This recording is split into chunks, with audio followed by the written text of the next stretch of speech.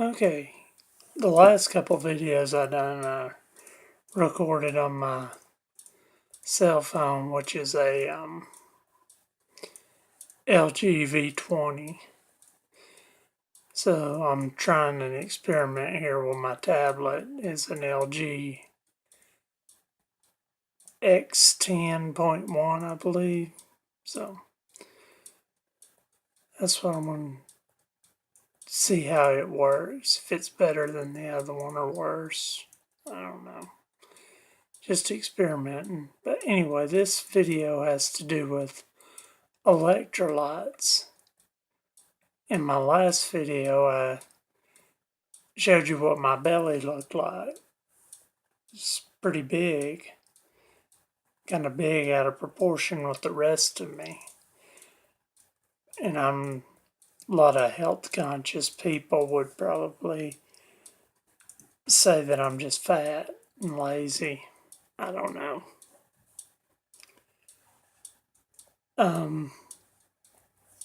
But no, it's not all fat. Some of it has to do with water weight. And that's a problem that people with congestive heart failure have. Your regular heartbeat, you build up fluid. And this is because of sodium. Now, my doctor has me on a low sodium diet. Originally, he told me to keep it under 750 milligrams a day, which that's just about impossible. And you could do it, but you wouldn't be eating much, especially when you're someone like me. I don't really like salads or anything and whatnot, but I was eating them at the time. In fact, for a while there, I decided to do a no sodium diet, which was, it was working for me. I had a lot more energy doing that than what I do now. Of course, now I've got a lot more problems than I had then. This was right after the operation I talked about in my last video. But another doctor told me I need to keep it under 1,500 milligrams, so he doubled it, which makes it a little easier, but still damn near impossible. And just for an example, you go to a McDonald's and order I don't know, just a regular cheeseburger, fries, and a drink. You're already pretty close to halfway there. And I eat a lot of fast food, I'm not going to lie. I've not been really adhering to the low sodium because it's just impossible. When the doctor first told me about it, he didn't even give me any literature about it or anything. He just said, try to keep it under 750 milligrams. Good day, see you next time. Like, okay, how do I do that? So, I mean, the answer that comes to mind is doing an internet search for low sodium diet, but I'm not much into searching for stuff like that on the internet. So I didn't. I just maintained my sodium diet. Well, at that time, I just decided, well, since he didn't really give me any direction on how to do a low sodium diet, I would just do a no sodium diet. So I wouldn't put salt on anything, and I wouldn't eat anything that had salt on it. Now, this also can be dangerous because that's what I'm going to get into with the electrolytes. Certain electrolytes can get out of balance. And major electrolytes are calcium, potassium, magnesium, sodium, and chloride. I believe bicarbonate's one also. But in 2013, whenever I had to have this pacemaker and defibrillator put in, that was because of an electrolyte imbalance. He had my heart so far out of whack. I mean, I was sitting on the couch at the apartment where I used to live, and I could feel that my heart was beating really, really slow. My girlfriend at the time, she was a nurse, and her daughter was training to become a CNA, which is a nursing assistant.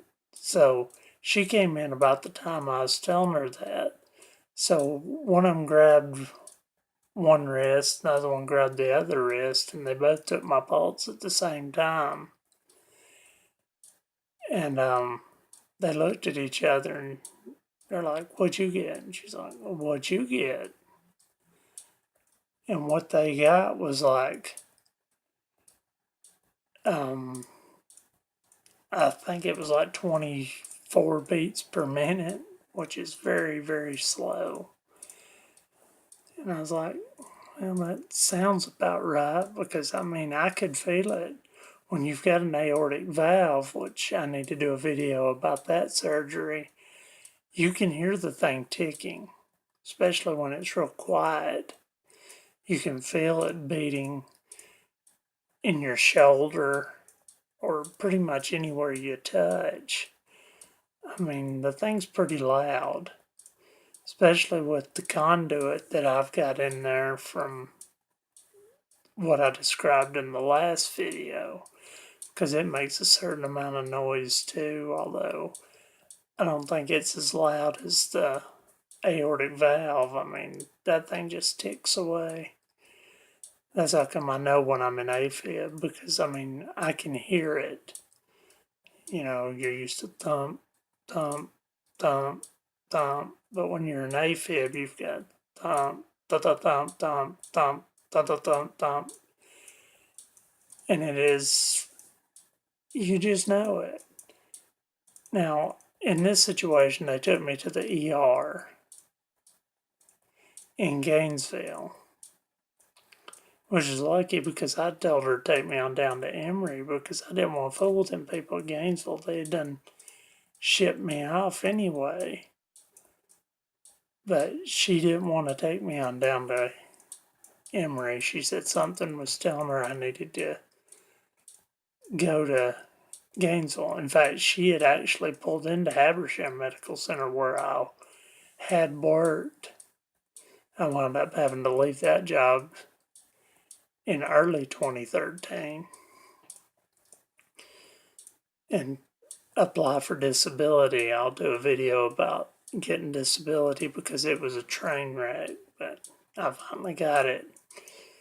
3.5 years. But she actually started to pull in there, and I said, "Whoa, whoa, whoa, they won't do nothing for me.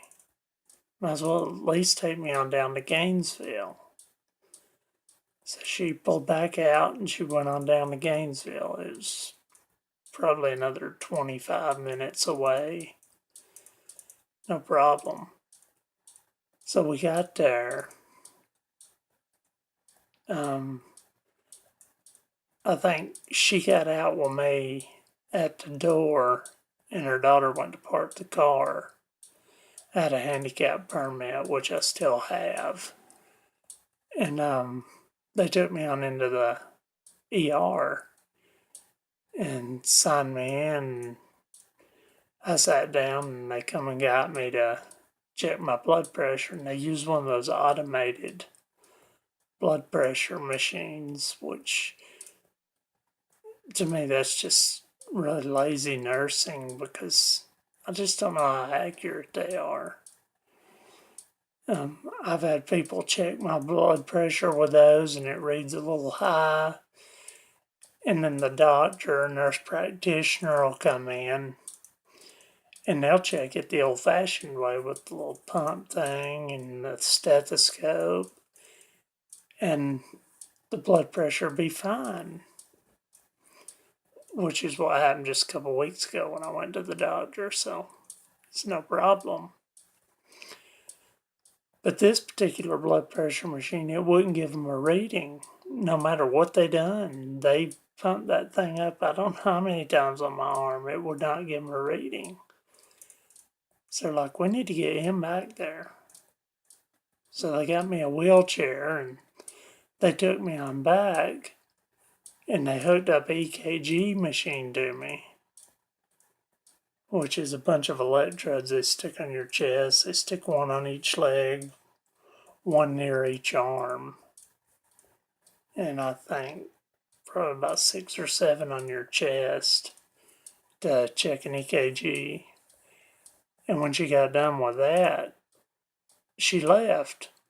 Well, the doctor came in to see me, and she told the nurse that you need to run that EKG again because something is not right. So here comes that same nurse again, wanting to run an EKG. Meanwhile, I got another nurse down on my right hand trying to get me get an IV started. And she's making a mess. There's blood going everywhere. And this girl's trying to do the EKG, and she says it's doing the same thing again. And doctor's asking me questions. Next thing I know, I just passed out. And then the next thing I remember, I woke up really fast. And I'm like, what the hell happened? She said, your heart stopped. She said, I had to thump you to get you back. Now, thumping is whenever they take their fist, which they don't teach anymore, and hit you in the chest to try to get your heart going again, which is what she did. And it was told to me later on that it was due to a potassium and magnesium deficiency is what caused it. And the next morning, I was feeling a whole lot better. And my girlfriend, she wanted me to stay at Gainesville. Now, I didn't want to fool with Gainesville anymore. I wanted to Emory. So I made the decision. I said, let's go to Emory. So they got an ambulance. They took me down to Emory University Hospital in Atlanta. And they decided that I needed a pacemaker and defibrillator in case something like this ever happened again. They called it like your ride-along paramedic. That's what they called this thing, which, I guess in hindsight, it would have been good if I'd had one at that time. But I didn't, and it took that event to finally get me to get one, so. Of course, nobody had ever mentioned getting one before, or me getting one before. A lot of people asked me if I had a pacemaker, but I always said no, and they were surprised by that. But I have the pacemaker and ICD device now, and I'm glad I got it. Keeps me running anyway. But as far as my swollen belly goes, and I will attribute some of that to probably eating not the way I should, but I'm not really fat.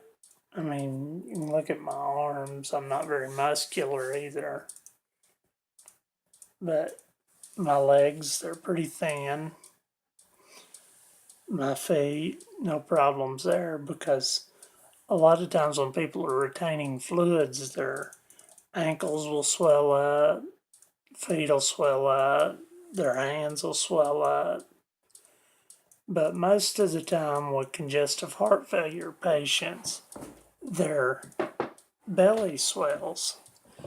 And I showed you this on the last video. And that's what some of this is. It's just water.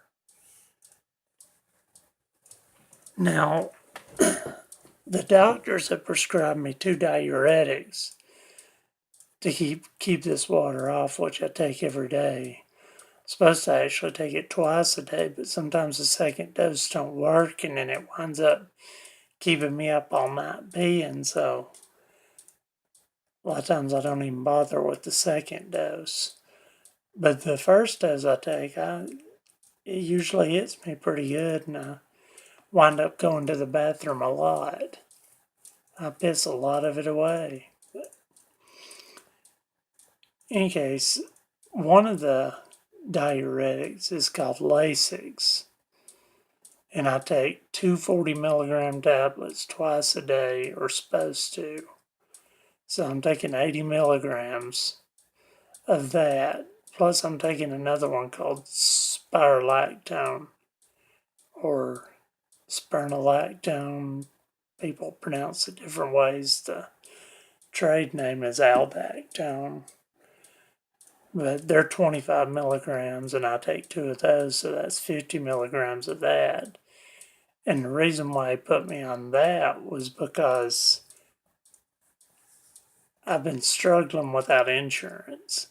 And the part of the problem with Lasix, which was the only thing I was on for a while, is it leaches not only the salt out of your body and releases the water, but it also releases the potassium, which can be very dangerous. So I wind up having to take 20 milliequivalents of potassium. Well, he had raised it to 40 milliequivalents when he had raised it to 80 milligrams of Lasix. And these are some big pills. I mean, they're huge. But I take those. But the pharmacy, them things were expensive. The Lasix and spironolactone, aldactone, whatever the heck it's called, that's not that expensive.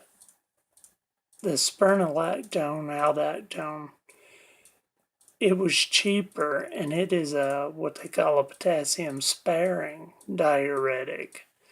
So he was able to lower the dose of the potassium to where I wasn't having to shell out nearly $100 for a month's supply, to where I was shelling out about $50 for a month's supply, but still, it's better than nothing, especially when you don't have insurance.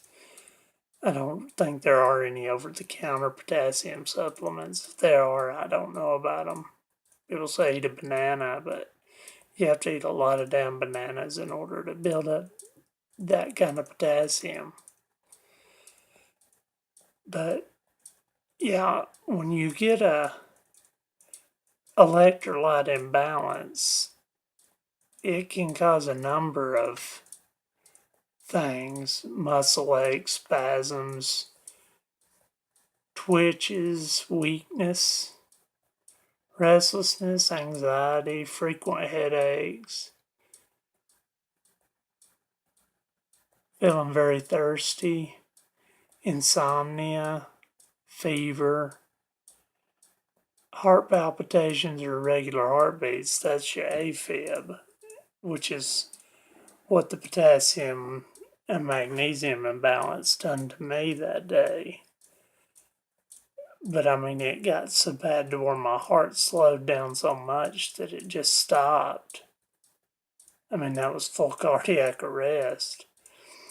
I mean, after the woman hit me in the chest and brought me back, next thing they was doing was putting the electrode pads on me in case it happened again. They moved me to a private room. So, I mean, it was a scary situation. But nothing else happened that night. And then I went to Emory the next morning. So, that was pretty good.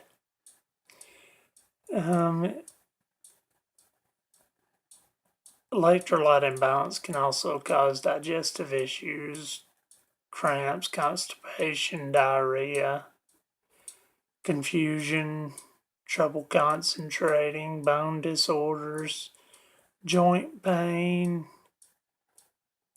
blood pressure changes, change in appetite or body weight. See, that's another thing too. If you eat too much sodium when you've got congestive heart failure and you're not taking diuretic, your body will not get rid of that sodium. It just stays in there. And the sodium holds in the fluid. That's why a lot of people swell up in their ankles or their hands, or like people with heart problems, usually in their belly, like I do. And it's a lot of pressure on your heart to try to beat through all of that.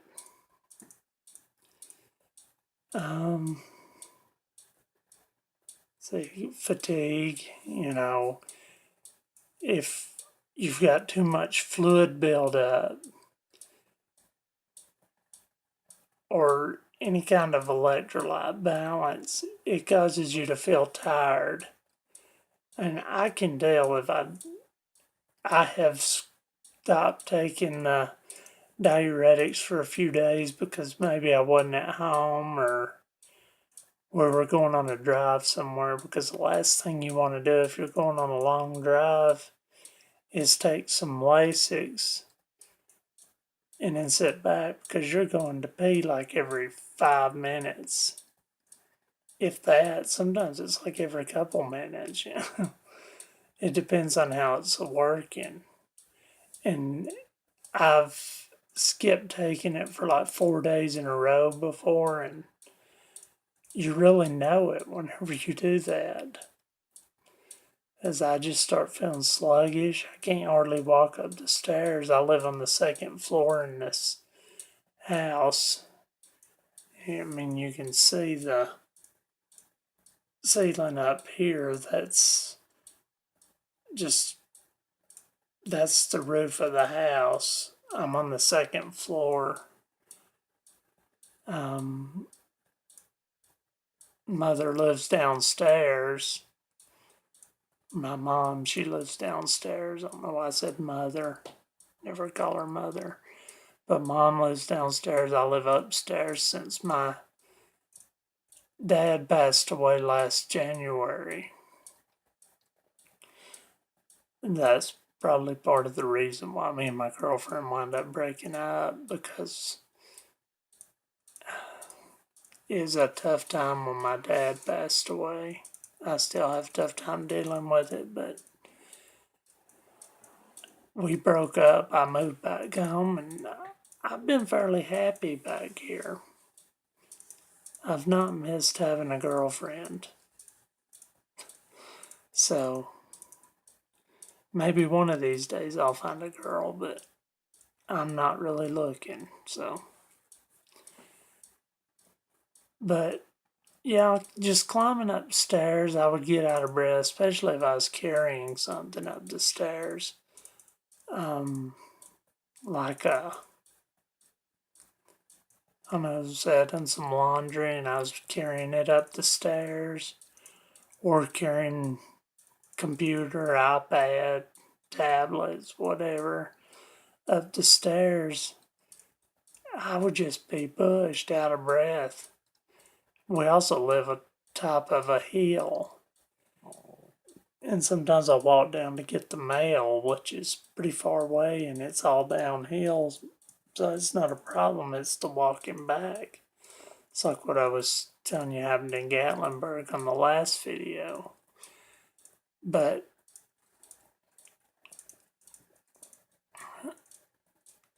when I do something like that, I've just got to stop and rest for a while. It's pretty rough. But anyway, I realized that this video probably wasn't as informative as it could have been, because I don't really have a whole lot of facts about it. I just know electrolyte imbalance is a pretty bad thing, especially when it's concerning the magnesium and the potassium. Your sodium, you're going to get it. I mean, it's impossible to stay away from sodium. But magnesium, potassium, it's it's definitely one of those things that you're going to